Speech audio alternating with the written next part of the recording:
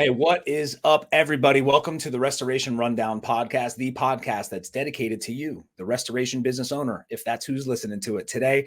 I'm very excited to be back here. It's been a little while. We've had a lot of changes here at Ironclad Restoration Marketing and me personally, including welcoming a little baby. But what better way to kick off this little bit of a break and bring on some old friends of mine, Chris and Brandon from the Floodlight Consulting Group. Oh, look at that. Your name's even on the bottom to help me out. Guys, what's going on? What's up, bro? Dude, new baby? Holy yes. cow. Yep. A new one.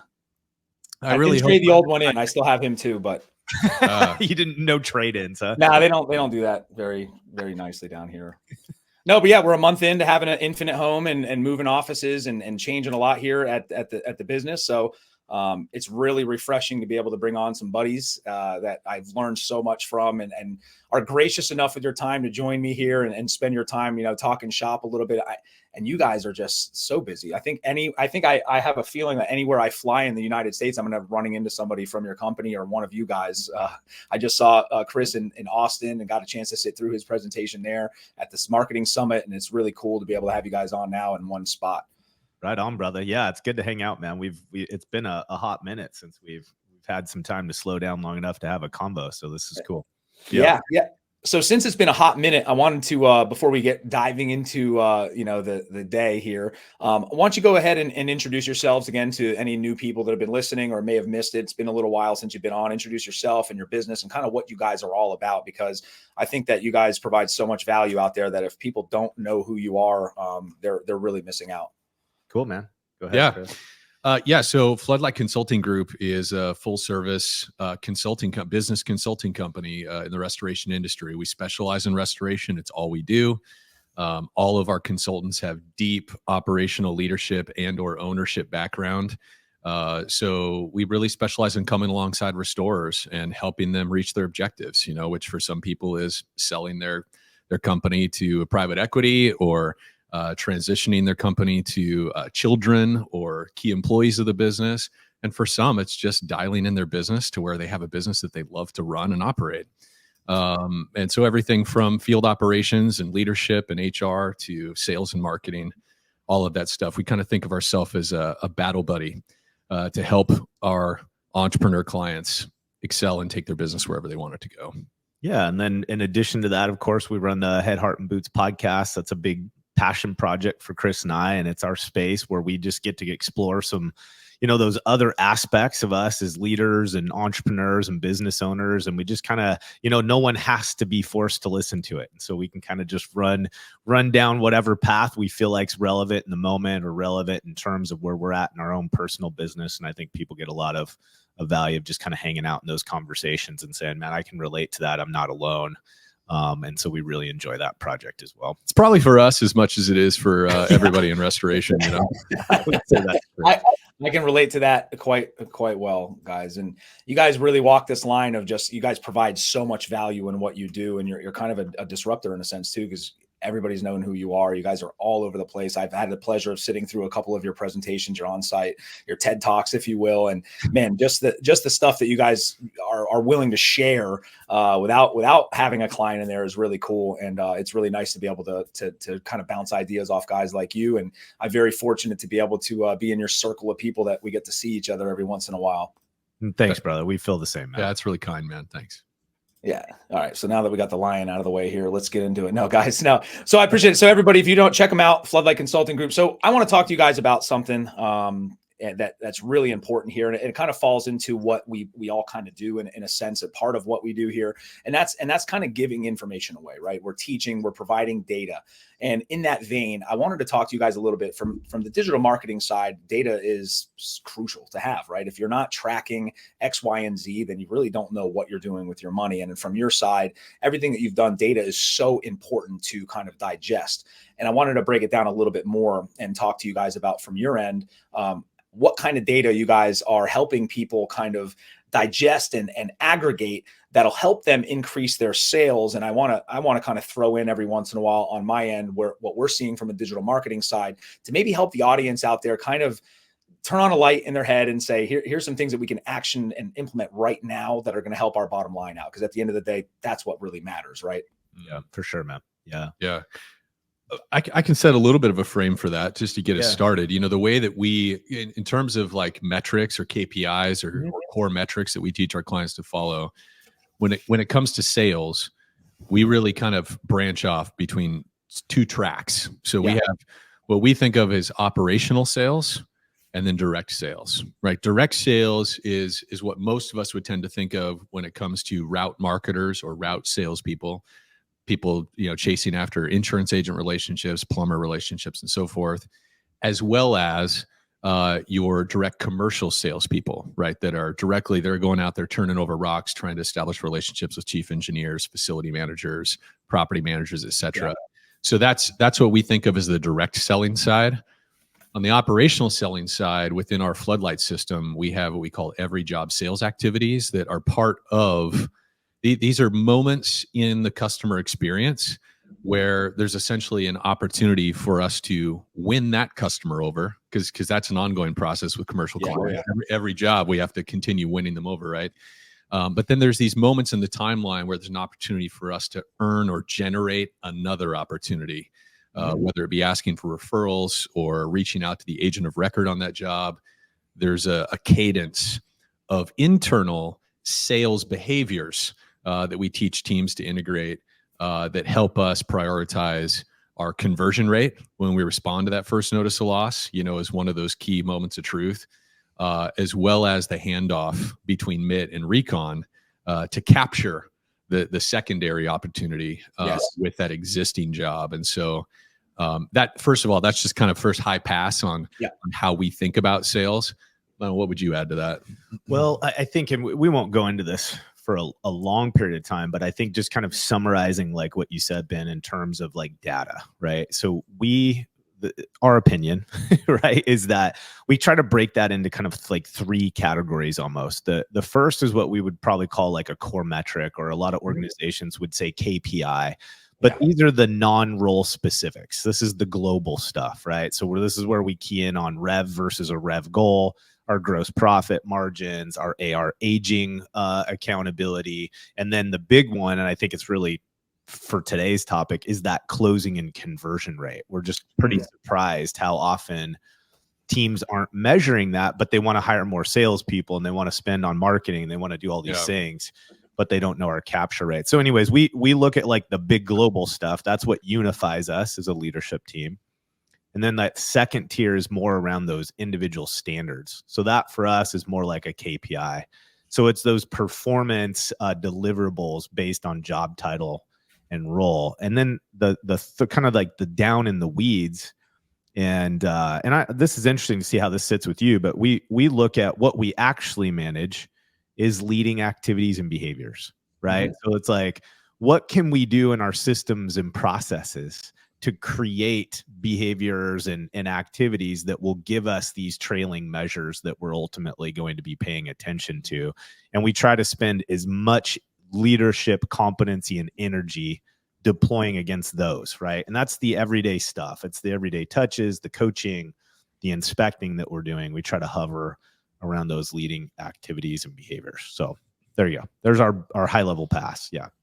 No, I love it, and it's exactly you've both of you have touched on something where we all kind of discussed. We want to head in the direction of figuring out how to convert, how important and kind of conveying how important conversions are across the board for your business. And I'd love to dive into how the systems and operations play into this. And so from a digital marketing side, I always say it, traffic costs a lot of money. And from what you're talking about, trying to drum up the commercial sales and knocking on doors, that costs a lot of money too. You have payroll that has to be accounted for. You have time. And if that's not bearing fruit, then you're wasting even more money. Every time you turn the key, pick up a phone, send an email is costing you money. And what I think a lot of business owners miss on, and a lot of people do, and you hit the nail on the head, is it's most of the time they want to increase the amount of touch points. They want to increase the amount of people they're reaching out to versus trying to capitalize on the people that they are reaching out to. So how that merges with a digital marketing age is, SEO. We'll keep it in the simplest terms. If we're sending 100 people a month to a website through organic search and they're getting one phone call, Most business owners in this space and a lot of the home services, their immediate gut reaction, emotional reaction is saying, well, our digital marketing agency sucks. We're not getting any calls. We need to switch gears, right? And then they go to the next guy and they maybe increase their traffic by like 15 because they've moved another keyword up to page 1 or they've done something different. But they're still only getting 1 or 2 calls, right? So they've spent an extra $1,000 a month on getting an extra 15 people to look at their website and got 1 extra call. Well, if they would have just made XYZ changes on their website, maybe the flow is off, maybe their logo sucks, maybe they don't have the right information, their site is slow, doing free things to increase your conversions is going to make you a lot more money without having to spend a dime. Right. So we are constantly in a battle with clients and just with the world trying to figure out ways to increase conversions on digital marketing. And it behooves the owners to kind of pay attention to this stuff. So I'd be interested to kind of hear if you guys have any insight into that on your sales side, what you're talking with people when you're dealing with situations like that, when it just comes to the knocking on the doors or trying to drum up the commercial sales. Yeah, for sure. I think let me kind of touch on like the measurable, and then I think it'll be a segue for. So here's a common conversation is, you know, when we're talking to teams, the idea is normally there's some top line number and some ultimate EBITDA or net profit number that they've got their eye on, right? Yeah. And so you know, we ultimately always get kind of tapped on the shoulder for, okay, help me sell more, which we're happy to do, love it. But one of the first things that we're normally going to do is ask that prospect or that client, do you know what your closing and your conversion rates are? And just for the sake of definition, when we say closing, that means if I get a call, can I secure it?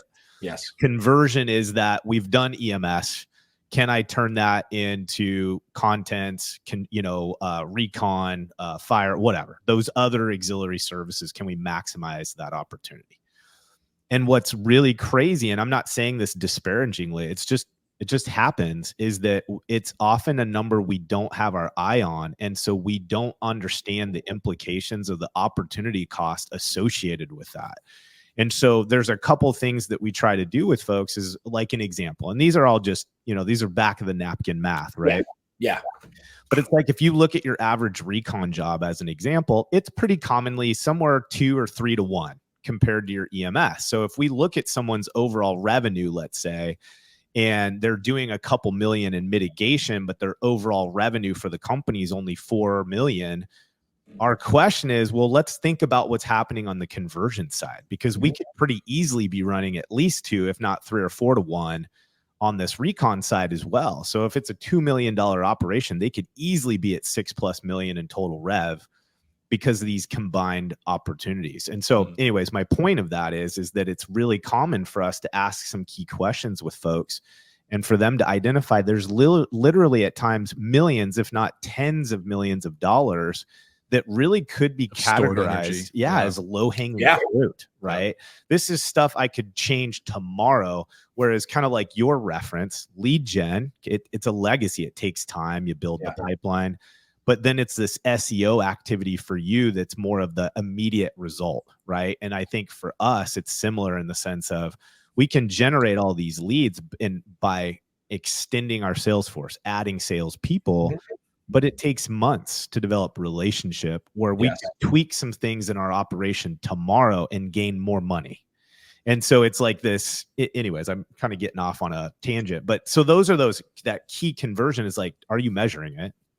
And do you have some baseline assessment of the value of your average job size? And then if that was to convert to recon example, what kind of revenue is that representing? And then what are you doing in your systems and process to close that gap, right?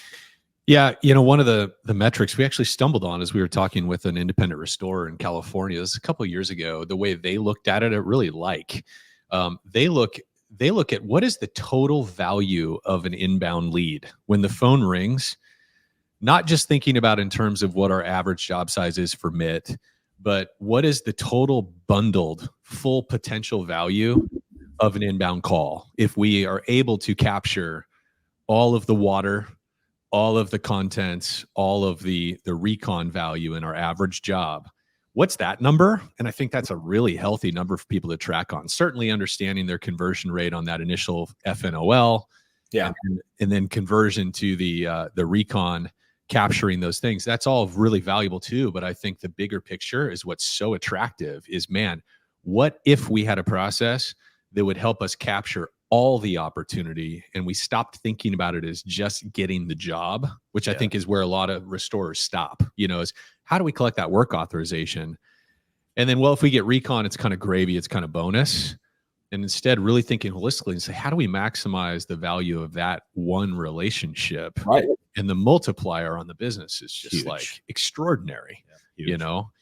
So yeah, that's really great insight. And for people, I'd want to just not confuse things, because I really like how you guys are talking about you guys differentiate closing the job versus the conversion. And from my end, we're just, so people are very clear, we when we talk about conversions, and as we get into the digital marketing, we're only surface level of what you guys are talking about. We're talking about a phone call coming in and converting that into a job that you're going to do. revenue. But I love that insight about how we can capitalize, because they do kind of work exactly hand in hand, how you can capitalize on everything. So even if you're just get a mold call, how am I going to do the recon? How am I going to do the MIT? How am I going to do, if there's flooding, typically there's going to be water where there's mold, or at some point there was. So I just wanted to differentiate and clarify that. So when we do go and people are kind of drinking through a fire hose, like they tend to do when I talk, that they know exactly where we're all coming from with this. And I have a feeling this is going to tie perfectly together like a bow. Well, as per usual. I should add a disclaimer too, because it's almost guaranteed that throughout our conversation, I'm going to interchangeably use closing and conversion randomly. And so it could mean, everybody listen, it could mean either. So just listen to the substance, and you know what it's going to do? It's going to force people to pay attention a little bit more. Sure. There's a good chance they're driving or doing something where they want to kill some time and listening. So just pay attention a little bit more to make sure that you understand the context in our words. It's the substance that matters, not what we're saying. Right. That's right on, dude. Love that. I got to remember that for myself. Back for, to come back to something you mentioned here, when it comes to these issues, right? So we're going, you guys are stepping into a company, we're talking to them, they're having some issues, and they're having a hard time capitalizing on these other opportunities that are coming through. And I know, Chris, in your talk in the summit in Austin, one of the cool things I liked hearing about, which goes into that, was, the walkthrough part, where you can get in with a property manager, walk through the project, you kind of get to know them a little bit, and you start laying that groundwork to build your garden. And when I mean build a garden, meaning it takes a very long time to build a garden. You still have to invest your time, you have to invest resources, it's going to cost money. And it takes a long time to build a garden, but there's other ways to go to the grocery store while you're waiting for that garden to grow, right? So we try to separate those two things. And from my perspective, it's SEO and Google Ads, right? SEO is the garden you're building and building a portfolio. And Google Ads is like going to the grocery store if they're done right. From your end, what do you think are, if you can identify a couple of the main causes that people are just missing that? Because you're telling me like this, I don't own a restoration business. I have a bigger commercial construction company. So the way we get jobs is completely different. So, but it made so much sense, right? It seems like, well, yeah, duh. Why wouldn't we want to get everything? It's such a grind to get that phone call in the first place or build that relationship. Why do you think, and maybe you can identify some key reasons that people are just missing that right now? Yeah, for sure. Well, yeah, I think the struggle points, right? Some of the reasons why we fail to close an inbound job, and why we fail to, there's so many factors, but the most common ones we see is, I think in general, as an industry, we tend to be fairly transactional and very technical in our orientation. So there's a really strong pull that I think most of us feel like, whoo, we got a live one. Let's do our technical stuff, help them out. Like, it's all motivated from a really solid place of wanting to provide great service experience, But I think we tend to be a little bit over-oriented around the technical aspects of what we do and not quite customer-focused enough. So we tend to dive right into the technical. Let me explain what I'm going to do for you and why it's important, before we understand what the customer's needs, fears, concerns, and anxieties are around what just happened, which is part of the uniqueness of our industry, right? It's like if I owned a residential remodeling business, dang near every person that calls me and wants to talk is happy and excited and has a vision for something they want to do to their home, right? Or their space. They're motivated. They've been saving. They're capitalized for that project. Whereas, of course, all of our restoration clients, including commercial ones, which we often forget, are in some state of emotional distress. Yes. A little bit or a lot. Right. And so I think that's one of the biggest things we miss, and sometimes has a direct effect on whether or not we get that job, is that we can kind of tend to run right past the customer without identifying what they really care about and are concerned about in that moment. So I think that relates in our initial response to a homeowner, Mrs. Jones, or to Sam, the chief engineer that we're responding to initially. I think one of the critical questions that we teach from this operational selling perspective, because when we get an inbound job, part of our floodlight model, and I think something that's a little bit different maybe about our industry than others, is I'm not sending a direct sales rep out to close that water mitt lead, right? We're sending a technician, a crew chief, in most people's businesses out there, and they're both the service person and, quote, the salesperson collecting that work authorization, right? And so one of the things we coach them with is to have some initial discovery with the customer before we just go in. Ask them a question, for example, of, hey, Mrs. Jones, before I kind of launch into our process and explaining things and so forth, is there anything in the home or about this situation that gives you particular concern, right, or anxiety? Whether that's maybe a personal item or something, that holds a lot of sentimental value, right? That's underwater in the basement that they're freaked out about, they're sad about, or it's maybe they have a child who's homeschooled and there's going to be a child in the home and they're like, I don't know how this is going to work, with you guys bringing all your stuff in here, and how is this going to happen? And there's anxiety in that respect. But when we get really good at zeroing in on the customer, it sets the stage for us collecting that work. It's a major item in establishing that customer's trust, so that when we do ask them to sign the work authorization, it's kind of a non-issue, a moot point, because we've gained their trust. Likewise with commercial, the same thing applies, right? If we just rush right into, here's what I'm going to do, here's what comes next, and we don't ever check in with the customer, we a lot of times fail to get that buy-in. And then that can sometimes lead to a think it over, to I need to talk to my counterparts, to now all of a sudden we're sitting on a water loss. And of course, we all know the bad things that happens when we sit and there's foot dragging. It's often because we just didn't establish that customer focus, and they didn't feel like they could trust us with the next steps. So I think that's a critical issue that as an industry, we often just brush right past. And then we find ourselves with, in the commercial side in particular, a competitor coming in, applying a customer focus. Hey, has anybody explained the process to you? No. Okay, well, let me walk you through you know what I mean? Let me ask you some good questions. And then they take it based on their customer focus. That was my gig. That's how I won stuff. Oh, dude, you stole business all the time. All the time. Awesome. I'd steal it over the phone. Like I wouldn't even have that's on site. And I mean, I'm talking like I was big business, but I'm just saying it was a pretty common occurrence that you could close it over the phone if you were just willing to provide some guidance. I think to kind of parallel what Chris is saying, here's where, like, if we boiled it down to these moments in the client life cycle, like where we often lose the conversion, the conversion is, one is we don't tell them we are actually there to take care of the entire thing. And that sounds like, I think some people listening are going, wait, yeah, we do. Okay. Do you? Or is this assumptive, right? Are we operating from the posture that we know we can take care of the whole thing? Or have we provided them a service map that shows that we will take care of the whole thing? So we create an understanding gap, and that understanding gap forces the client to go try to solve that problem on their own. So we lose them. I think the other hiccup that we run into is that we lose them at what we call the silent phase. It's that position where I've gone out. Maybe I even responded very quickly. I'm now negotiating with the carrier on the scope, and my client really doesn't know what the hell's going on. So they went from 5 days of, we've got colorful terms for it, but there's a lot of movement. Let's put it that way. And now you and I are negotiating behind the scenes on their behalf. And nothing's happening. They can't. So there's a perceived indifference. You're right. Yeah, they're again, it's an understanding gap. They're left to fill in the blanks. Now they're talking to the brothers, the uncles, the neighbor, the person, right? And they're starting to identify, I have a need, even though they probably don't. But it was just, we didn't tell them, we didn't guide them, we didn't let them know what was going on. And then I think a third one that's really common is we are so dialed in on time is of the essence for the mitigation. But then when it comes time to respond accordingly for the recon, we just have this kind of, well, we'll take a look at it when the work's done. We'll look at it when demo's complete and the project's dry.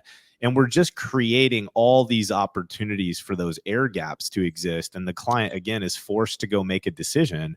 And unfortunately, they're not considering us because we didn't confirm with them that we are the answer. Right. So I think those are the hot spots. We don't know their unspoken needs.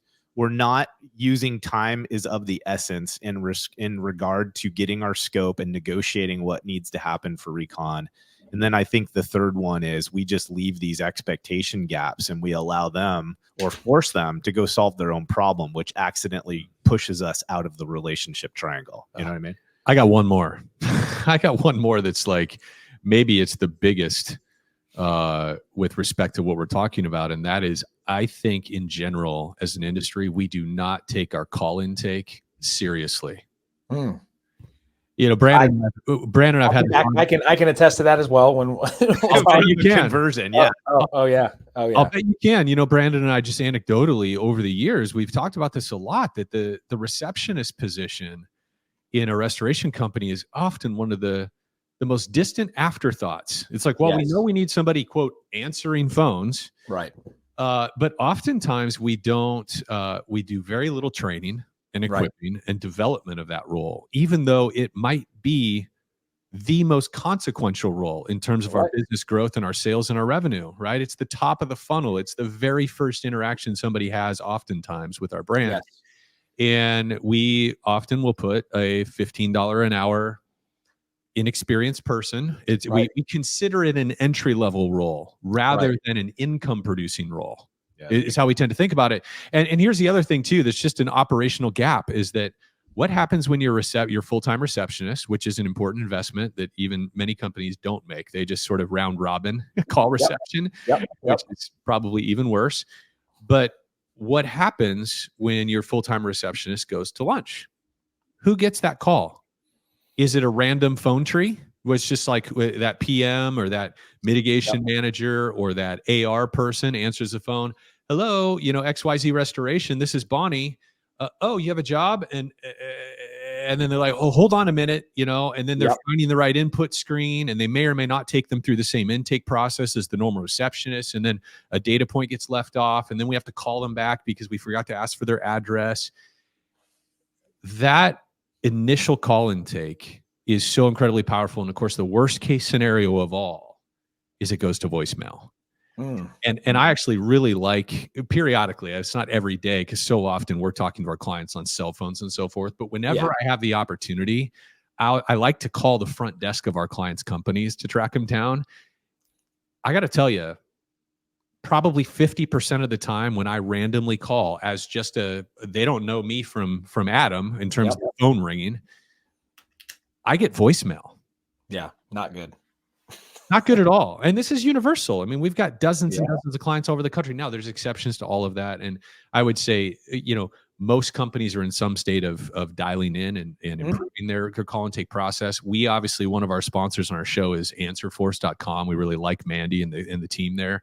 They're presenting a really inexpensive, redundant solution and accessory that I think companies can very easily add to their call and take process to make sure that they're not missing calls and the call intake is consistent. But I think that's probably one of the biggest glaring issues in a resto company relative to this conversion issue.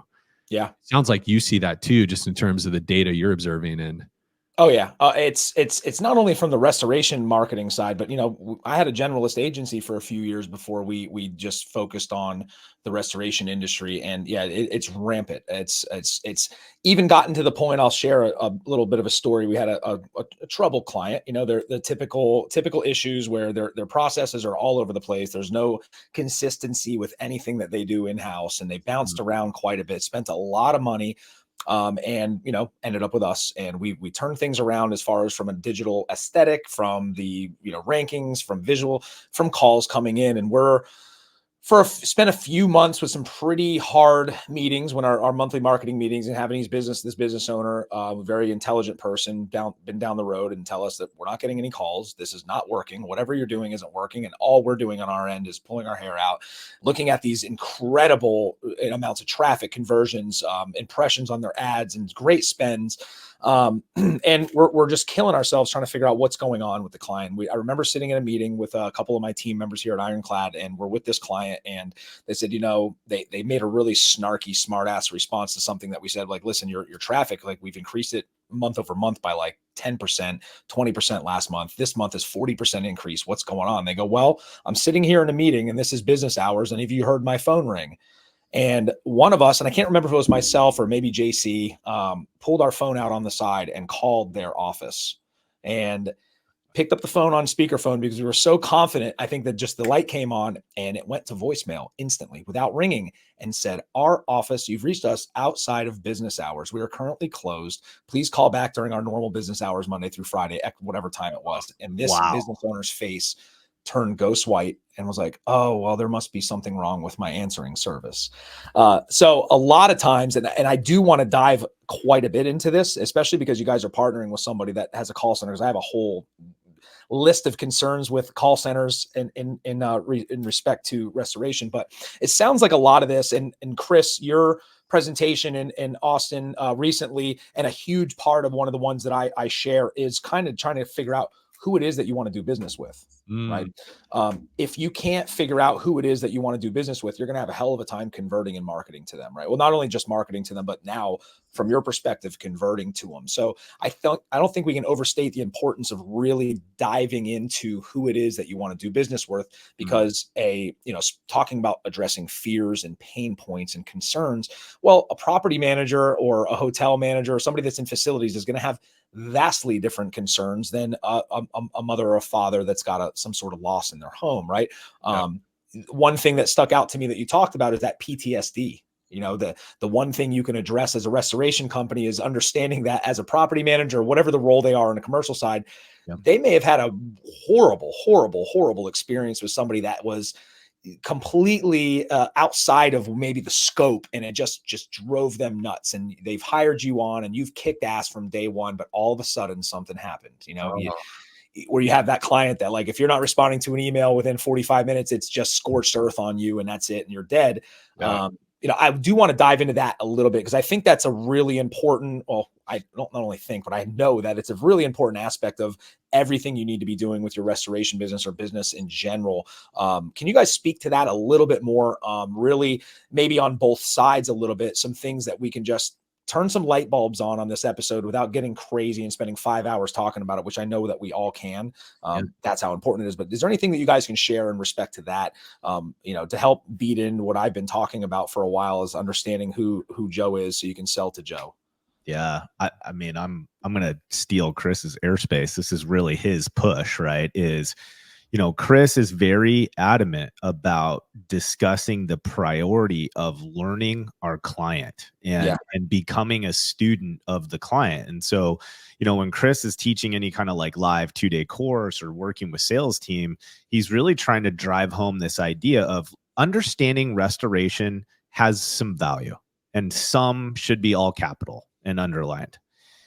But the real value, if you're going to be what Chris would deem a peer partner, meaning you're not in a transactional relationship, but you're seen as a guide or a steward to help your client prospect be more successful in their position and their lane, we got to understand what in the hell is even important to them. Like, why do they care about the kind of friction points in a claim process? What's important to them? Well, you don't know that if you don't understand their business, their decision-making, where they fit in the hierarchy, the chain of command, what their performance is judged on. And so again, I think we just go back and we say, I'm affirming what you're saying, Ben. And how do we do that tactically? Hey, listen, you have operational figures in your business that know the trade craft of providing disaster restoration services. That's their job. Yep. If you are a sales or marketing centered individual on the roster. It's your job to know your client, and you're the liaison between the client and us as the service provider. You're the one that is interpreting the need of the client because you're a student of them, and you're leaning on your operational team to be the disaster specialist to provide the service and deliver on the promise. And that's why that partnership is so freaking important. So, like, do we think salespeople need to go to umpteen hours and get certs? Honestly, no, I don't really care.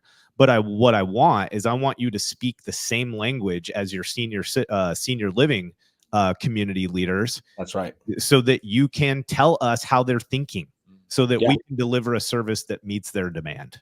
Right. Yeah. And I think, kind of speaking to that original bit that you brought up in terms of how, if we fail to do that discovery, yeah, and figure out that intel and understanding their business, understanding their so we tend to coach not just salespeople, right? And this is the other thing I think that is true of really any service business, but in particular ours, is that discovery of our client, learning about them, their past experience, their team, et cetera, is really important across the entire customer experience chain. And when you're doing commercial, it's forever. Like, ideally, we want that property manager to be sending us business for the rest of their career, right? I want that hotel GM, no matter what hotel they're managing, I want them sending them their business for the rest of their life, right? I mean, that's ultimately what we're trying to create with commercial. And so part of that discovery, we actually did a keynote around this because I think it's a universal principle, is that all of us have experiences. We have experiences in our marriage. We have experiences as parents. We have experiences as business owners. We have experiences with vendors, good experiences, bad experiences. And every time we have an experience as a human, psychologically, we're creating essentially a file folder around that experience, right? This positive thing happened, and then all of the little bits associated with it that made it positive. Well, likewise, our customers, when they have prior negative experiences with restoration companies or other construction, people, whatever, if we don't do some due diligence to understand what their past experience has been with damage events, water situations, other emergencies and stuff they've dealt with on their property, what can happen is that when we get into our process with them, we might say or do a thing that triggers them pulling that past file folder and associating what we just said or did with this hyper negative thing they experienced from a different company in the past. And it's more of just a reaction. All of us do this. We do this in our marriage. We do this in our parenting. We do this in our business with our employees, right? But when it comes to sales, if we don't find a way, and also teach and coach our team, our people. Now, this is not just a salesperson thing. This is a project manager skill. This is an estimator skill. This is an AR collection. This is an important skill for business people in a service industry. I need to do whatever I can to know and understand my client's past experience, so then I can modulate our service delivery to proactively address those things and watch out for those things, right? So that we don't have sort of a hand grenade blow up in the middle of the thing unexpectedly because they hear one of our project managers say X. Oh, and they say, I know what's going on here. This is just what so-and-so said to me 3 years ago when I was dealing with XYZ company. I see what's going on, right? And it's like, whoa, hold on, right? How did this happen? Well, it just happened because we didn't do a good job asking some basic questions on the front end to understand them better, right? Great. Yeah. No, that's very important information to have, especially on the commercial side, and really, from my end on the digital marketing side, understand who it is that you're marketing to. Your messaging on your website has to be consistent with that, right? You can't say that you're dealing in commercial loss and that's what you're doing, but your website says nothing about it. You have no social proof. You have no testimonials. You have no pictures of jobs that you've done on there. I mean, that's basic things that we see quite a bit, right? The head in the sand people that just check a box and say, hey, we're finished with this. We've got a website. My neighbor's uncle's friend's cousin built it for me and he's in IT. So it's fine. It's great, and are still struggling to figure out why the phone's not ringing. Or if they're trying to dip their toes into the commercial side, they're trying to figure out, why can't we close any of these jobs? We're showing up at this insurance agency's office all the time with sandwiches and lunch, and we're taking people out and nobody's picking up the phone. In fact, they're kicking me out of their office nowadays. And I know another thing that you guys spoke about was just that. I know, Chris, you come from that insurance side, so you had a lot of insight on it. And Brandon, you had a lot of really great things. I think it was the last time we were on together, where it came through we're talking about the article one of you wrote with the candies and smiles isn't working anymore, right? To try to help increase your conversions and sales. Call centers, right? Not having the infrastructure in there to facilitate calls is probably pretty important. You want to make sure that you're being able to pick up the phone. You're a lot of the things that you guys explained was you're making sure that you're walking the walk if you're talking the talk. And a lot of this stuff that we're talking to, the genesis boils down to, and the way it combines is not having proper systems in place, right? Whether that's educating your own internal teams or having just a systems to answer the phones properly, right? So what happens when our receptionist is out of the office? And I'll share another funny backstory about receptionists not being in the office. Well, most of our clients in the restoration world that we're doing digital marketing for are in the business of offering emergency 24/7 service, right? So phone needs to be picked up at all hours, no matter what. And what a lot of people have defaulted to do is transferring that to their cell phones on a Saturday or Sunday. And some young gentlemen or ladies that might like to go out on a Friday night or a Saturday morning, getting a phone call at 4 while they're still out. It may not be conducive to closing a job, right? And that's affecting my bottom line as a marketer because, hey, we're sending these leads there. We've got your visibility on point, but they're not into club music most of the time, especially a residential loss if their house is on fire or just recently suffered a loss. And also answering the phone in a grouchy, kind of hungover way probably isn't going to be conducive to closing a deal either. But we're seeing a lot of the same thing when it comes to having somebody answer the phone. So outside of not having structure set up or any systems in place, we're seeing a lot of people just not trained in even anything that the company does. Yeah. And not only, we were seeing that with call centers. So a lot of people are defaulting just, let me spend a couple $100 a month. Somebody's going to answer the phone all week, but they're not providing the proper training to that call center to kind of train them to be able to understand what their processes are in the business. That's right. Are you guys seeing a lot of that on your side? And I know you mentioned the partner. Yeah. I think that's what drove us to try to find a partner, honestly. I think at the end of the day, we see these themes, these consistent problems. We obviously pull our own Rolodex from experience and go, wow, this created heartburn for us all the time. But then what we're kind of constantly doing is looking for those folks that are specializing in our industry, serving our particular client, because it is different. It's unique in a lot of different ways. Sometimes I think we definitely blow that out of proportion, but it is true.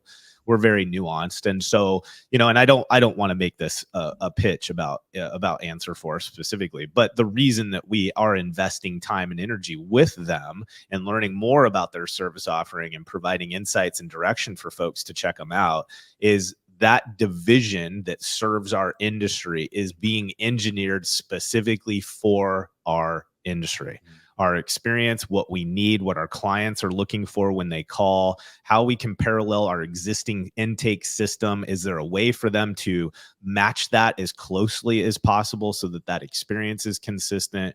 Because you're right, this is not a one size fits all. Just because a person answers that phone does not mean they're able to do anything of value to the person that is calling based on their current situation.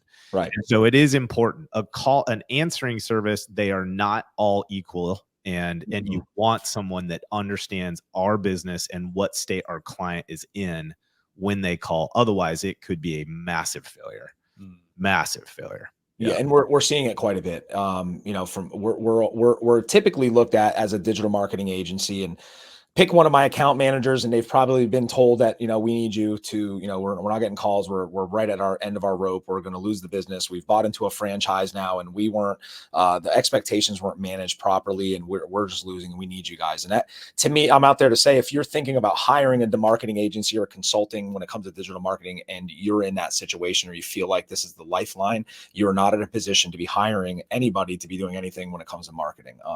We aren't. There is no such thing as a magic bullet that we can do, or a magic pill we can give your business if you can't withstand that. But it always boils down to not having these systems in place. If you don't have the systems in place to be able to generate revenue via the traditional marketing modalities, then you really need to take the action steps that are necessary, i.e. training your team, making sure the phone's being answered before you start trying to hire or outsource any of that stuff, because you can be number one on Google for every single keyword in your service area, Google Business Profile, Maps rankings, we'll kill it with LSA. We're going to kill it with Google Ads for you. But if somebody's not picking up the phone, or even better than that, one of the things that we require from our clients is having call tracking. So speaking of conversions, it's an easy way, a little tip for everybody that's listening, easy way to figure out and aggregate data is track your calls. You can, for $5 a month or less, you can have a separate phone number for every single thing you're doing for marketing. Every one of your guys' business cards can have a separate phone number on it. So there is no hiding from numbers. There is no client that we can have that can say, hey, our phone's not ringing,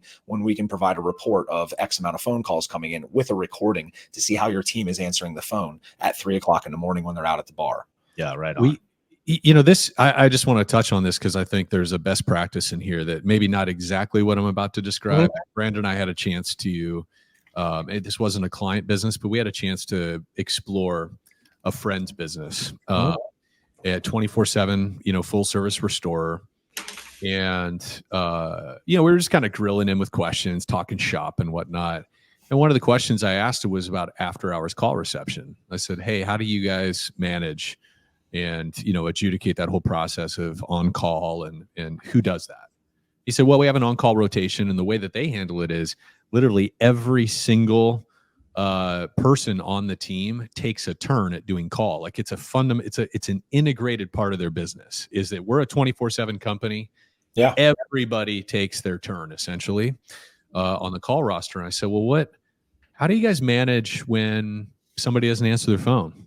They sleep through it. They're on a date. They find themselves in a place with no coverage. Yeah. And without even missing a beat. Oh yeah, I remember that. He said, if somebody misses a call, they're immediately suspended without pay for a week. Wow. If it happens a second time, they're terminated.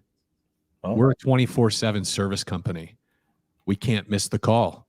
Completely unapologetic. Totally I like that. Unapologetic. And then I think the follow-on question, I forget his exact answer, but I was like, oh my goodness, how many times did that happen? He's like, I think he said once or twice in 7 years.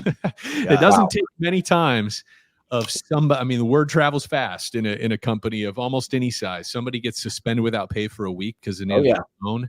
Everybody knows about it. That person ain't going to make that mistake a second time, right? So and now some people may hear that and like, wow, that's extreme. Stuff happens. It's like, well, yeah, stuff does happen, but not if you plan well. Yeah. No, right? Not if it's a fundamental part of your role. And I think we have to take it that seriously in this business. Now, whether you do that, right, or you find a partner that you can rely on, like an answer to do that after our call reception, but it is serious. It is that serious. It is. It really is. I mean, it's really could kill you. It is not an insignificant amount of money that costs to hire somebody like Ironclad Restoration Marketing to provide digital marketing services. And beyond that, the ad spends, depending on your service area, are astronomical. Astronomical. Yeah. I mean, it's crazy. And it's crazy the amount of money people are willing to lose instead of just implementing a simple trick like firing somebody that doesn't answer the phone. Yep. And I love it. I wish I could fire people for not answering the phones on other companies. That might be a good consulting service, kind of like a restaurant. What is the restaurant makeover? Or makeover. Send me their name, email, and cell phone number. I'll do it. Show up at the bar at like 3 and wait for them to not answer the phone and fire them on the spot. I mean, that'd be fun to do, but it's crazy the amount of money people are willing. And not only that, the amount of head burying in the sand that goes on where, I can only speak from our perspective here as an agency side. They're willing to pull the plug on something that we've built for 6 or 7 months that they've hit their stride because they are not willing to look in the mirror and solidify their processes internally, whether it's answering the phone or providing a good service or asking for a Google review at the end of the day, or even meeting with our account managers. You have to be present in your business. I get it. Most of the people that started, I mean, I'm a tradesman myself, just a different industry. I'm really good at that industry. So sometimes you kind of, okay, go ahead and handle it. And you're going to defend your team to the max, and you've got a good operation. You're providing a good service. You're just got these marketing company that's up your butt trying to figure out why, you're not answering the phone during business hours. And it's something that we come across a lot. Yeah. Well, this kind of speaks to a thing that we end up coaching a lot with our clients. In fact, it's kind of a fundamental part of what I think all of us have to figure out in our business is that nothing is accomplished or done in a silo in a restoration business. So Right. like we often have people come to us and like, hey, we want to grow our sales. It's like, okay, we can help you with that. And in order for you to successfully grow your sales over time, not just to create another sale, go get a single job, but to actually grow your sales and grow your scale, there's an equivalent investment required in your operations and systems and process and admin and job file coordinators and dialing in, coaching up your PMs to attain the service level required to win those customers. So there's a team sport. There's always this balance. You know, you might say the yin and yang of things is that you cannot just dump $100,000 into pay-per-click advertising without any consideration for your call intake, dispatch process, your collections process, and everything else. Because if you pump a bunch of new revenue and blood coming through your pipeline, but you haven't equipped your team with an equivalent investment so that they're ready to handle that business, convert that right into revenue, and then ultimately create happy customers, right? It's always that balancing act. And I think sometimes we forget about that. We're just like, man, we need to grow. Let's throw some money at a digital agency. Yeah. But we've done nothing to shore up what's the experience when that customer actually clicks the button. Yep. What happens when they say yes? Yeah. Right. You muster up the strength to ask the lady on a date and she says yes. And you say, okay, well, see you later, you know, or Dumb and Dumber. Well, see you later. That's right. This is something that's, you know, I again, guys, the one thing I love about bringing you on is that I have an idea in my mind of kind of what certain little things here. And we end up going down this path together and really addressing some things that are just these pain points in people that we deal with on a daily basis in the restoration industry. But without getting too deep into this, I think a really cool parallel that I drew from what we've all been talking about this entire time and how my ADD mind works. And if I've explained it to anybody out there, if you guys want to look into my mind, it's like the old lottery balls that are bouncing around in the thing and like something will pop out every once in a while. It's like that perpetually for me. I just turned 40 and I've given up on fixing it. I just going to enjoy the ride. But one thing that I found really cool, and I just did an article for CNR and article R&R about this is just this sales or a solutions based goal setting. A lot of times we'll have somebody say, hey, well, everybody that we pretty much talks to, they want to increase their sales, right? We don't usually have people paying us because they like me. They pay us because we're providing a service. But oftentimes I'm met with something along the lines of, well, we want to increase our sales. Well, do you have a plan on how to do that? You know, what are your operations like? And they're like, well, we don't know. We want to increase the sales. Well, how much? Well, we want to hit 5 million. Well, what's your plan internally to be able to facilitate these sales if we did that? And are you prepared to spend the money that it takes to increase from $2 million to $7 million year over year? Because it's going to be, you know, a significant amount of ad spend, and it's going to be a significant amount of time investment and patience on your end that's going to take this. So I think it's really cool that a lot of the things that we end up going back to just come back to this nucleus of having the processes, having clearly defined goals, but more so than the goals, you need a process and a why as to what you're trying to do with the goal. Without the why and without the system in place, you might as well walk outside and just scream that goal up into the air and save yourself a phone call and save yourself 6 or 7 months of marketing. Right. You know, it's kind of funny. I think this is in this pocket that you're in right now, Ben. So here's something that I just suggest, like all of us, just take a few minutes to consider. One is, I think as restoration contractors, let's identify what our current closing and conversion rates are. So we're just going to talk through a series of numbers that I believe will allow you to create an actual strategy so that you can work towards something in a concrete manner. So I think first you need to understand what your average job size is for both EMS and your recon and whatever other service divisions that you are providing competently.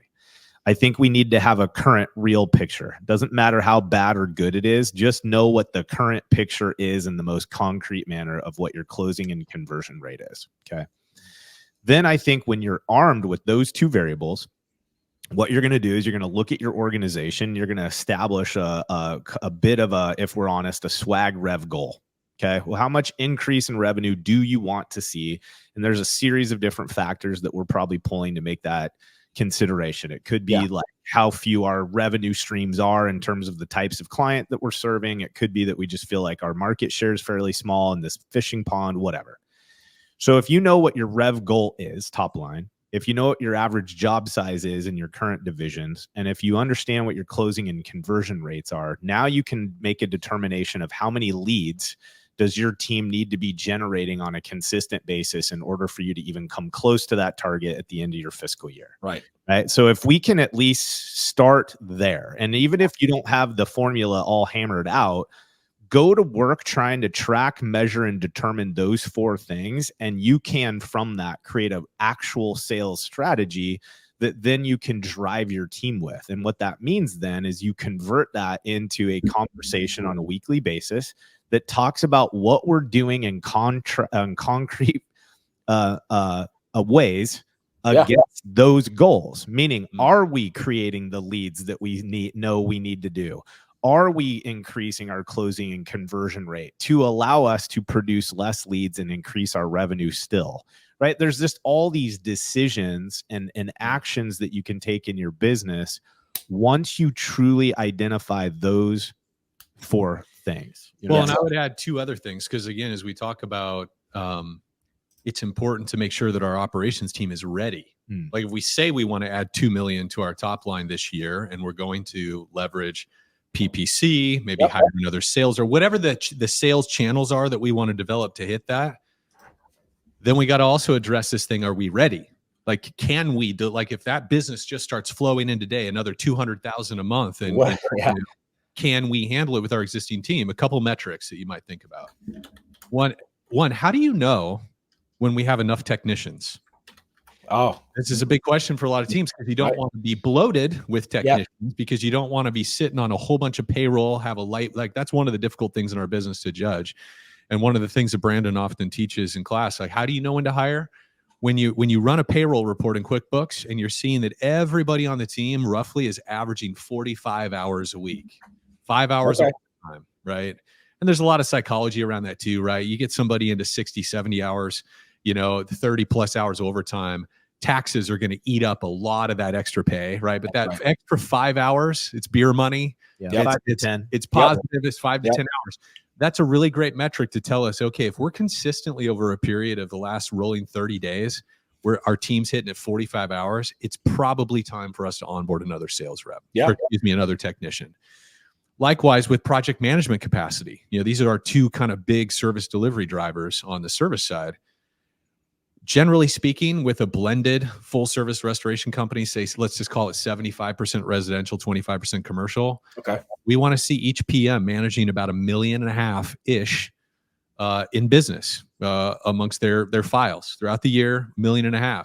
So when you look at your team, these are very easy metrics, or should be relatively easy metrics to find. Where's my team at? And I can tell you right away, do we have excess capacity for growth right now on our team? Or as part of our sales strategy, do we need to proactively do maybe some pre-spending and preparation to get the team to a place where they can handle that growth? Is there anything you need to augment there? Or? Yeah, I think, just for some clarity on that hourly piece, it's like when we start hovering in that 50 and beyond on a consistent basis, that is the red flag. It's starting to tell us, we're probably understaffed, but and because all of our guys, gals, they're wanting a little bit of OT to supplement that. Of course, there's a million other pay models that we could talk about too. But anyways, that is a good rule of thumb. And I think with that project management piece, of course, all of this is based on projections. Like, where is the team producing right now? And then we can say, okay, well, if we know that number ahead of schedule, we can proactively begin the recruiting process, knowing we can be selective. Yeah. That's the point, right? Like you don't hire a project manager when you need one. You begin prospecting for project managers ahead of the bell curve so that you can be choosy and selective. And by the time you say yes, it's a rad candidate that you're not going to have a 50, 60%, chance of exiting or pulling the ripcord out on the back end. Because you took your time. You weren't desperate. You weren't in a hurry. Yeah. You knew you needed one in the near future, but you courted someone of value instead of making a desperate hire, right? So I would just add that layer. Yeah, and I would imagine that, I know for a fact that if you did hire a project manager, even a sales guy, when you need them, when the fire is burning, you're setting them up for failure. Yeah, big time. You're probably not going to have the time to teach them your systems. You're not going to probably have the time to make sure they're a culture fit. You're Right. probably not going to have the time to even vet them out to their capabilities. So what happens is all of this hard work that you put into this, all the time you've invested in money and your teams that are there, you're going to have one or two bad jobs. And if you're dealing with commercial, you're done. I mean, you're going to have a hard time climbing out of that hole. So I think that another thing that it can't be overstated and those are really great two topics about when to hire, because we get that. We get it. When we're talking, we're trying to consult and we're trying to work through problems. Those are some things that come up quite a bit, especially when we're talking about the goal setting, the initial onboarding and bringing a digital marketing client. And it's very important to us to understand what it is that they want to do and what they want to get out of it. And if they don't have the teams, if they don't have the people in place, then oftentimes we have to say, like, well, you're not ready for this yet. It's no different than a guy that's just starting out or a lady that's just starting out and wants to just go compete in the Dallas, Texas area and get water damage restoration leads from Google ads. Well, are you prepared to spend $5,000 a month for 5 or 6 months on ads to just break into the system? And most of the time, I don't know many entrepreneurs that'll have an extra $40,000 or $50,000 laying around that they can just throw away if it's just a 1 or 2 person operation and with one truck on the road. Right. Well, and I think, just in general, I think what the opportunity for all of us, and listen, like, I hope nobody listens to anything that Chris and I ever talk about and get the impression that somehow we've landed and we've got all the shit figured out and we're just telling you what you have to do. It's more Chris and I sharing our experiences, because a lot of times we just fell on our face in all of these categories. It's how you get the battle scars, right? Yeah. But I would just say, like, if you were my strategic partner on digital marketing and I was able to come to you with those data points, right? What my rev goal is, what my conversion rates currently are, right? What I'm doing to create that. If I come to you and tell you what my average job sizes are, it's like you're now empowered at a much higher level to give me what I really need out of the partnership. And I think one of the things that we see so commonly is it's more of a, we're busy. We're in all these different categories and lanes as a key leader, and we want to hire a strategic partner and just have them do it all. And we forget that we have a fiduciary responsibility to help equip that partner to give us what we need. And so you're never not going to be responsible for your numbers. Like, that's just, there is no such thing. Right? You can't. And again, the adage is what gets measured improves. And if you don't know your numbers, you're just blindly, shooting from the hip, and you're not going to get the results that you think you're going to get by doing that.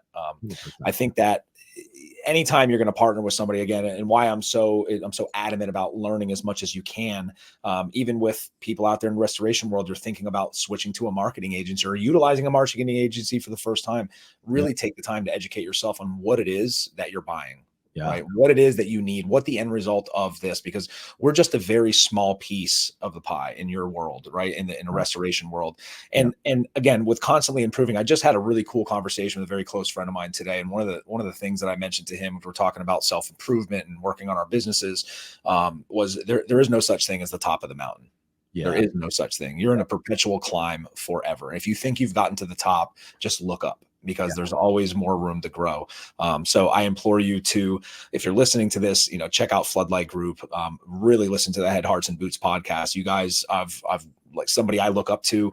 The wealth of information that you guys provide, you're giving it away. Like it's exactly where culture-wise, what I do here, why it's important to me to spend time talking to people like you, or spend time just talking to myself on here, explaining why you need to be doing what in your business to make sure that you grow, because it's coming from personal experiences.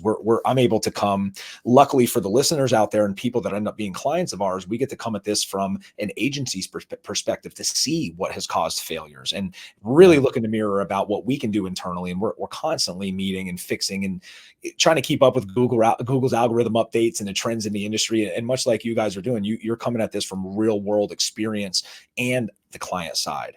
And owning a restoration company, So again, I thank you guys. I know we spent a lot of time today. A couple things I'd love to dive into if you guys will have me either on yours or mine, but I really would like to talk to you guys a little bit more about the hiring and specifically when to make those key hires. And if that's something anybody out there is listening to would be interested in listening to, go ahead and send us a comment, send us a message, reach out to Floodlight guys and tell me so we can reaffirm that we need to get out there. But I think it's a very important conversation to have because it ties so intimately into what we do as a digital marketing agency for you. We're just there to serve you and serve the leads up. But if you don't have the infrastructure or you don't know when it is to put it in place, you're either going to waste a lot of money or you're going to burn yourself out or you're going to get a bad name for your business at the end of the day. Agreed, dude. Yeah, be happy to have that combo. I think there's a ton of value there. Love it. Absolutely, man. I've shared your websites for the podcast and Floodlight Group, floodlightgroup.com. I implore you guys, check these guys out, listen to their podcasts, watch their YouTube videos of when they've done their, I like to call them TED Talks, so it's just lack of better words. It's just funny for me when everybody's walking around.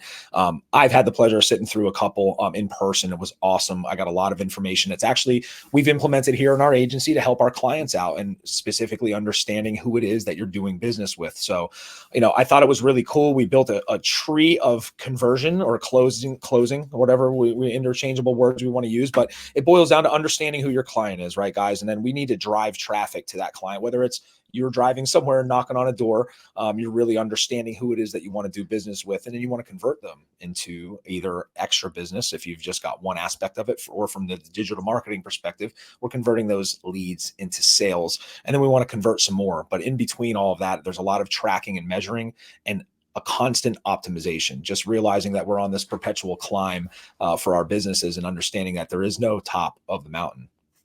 Love it. Yeah. Just hold on to all of this with a loose grip. Don't allow your ego to get wrapped up in what you're currently doing because it's going to need to change and evolve. So just get used to it. Yeah. Right. Yeah. The value's in your ability to evolve. It's not in what you're currently doing. Yeah. Like, end of story. To adapt or die, right? Is that what they say? That's right. That's right. Yeah. It's funny, if I had a more of a tighter grip on anything, I have, like, I know you guys probably know this, but I'm on my third iteration of the same book because Google likes to update their algorithm. Like as soon as I publish it, it's like, here we go. We're going to change Google My Business to Google Business Profile now. So anyways, guys, I really appreciate you coming on. Looks like you guys have popped off, but if you guys can apparently our camera went to sleep, I guess. That's all right.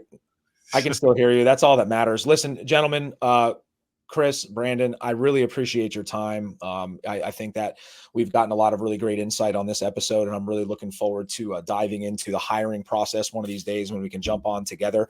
If you guys can watch this on YouTube, you can see the URLs for both their podcasts, which is awesome, and their website if you're in need of any kind of consulting, anything from top to bottom for your business.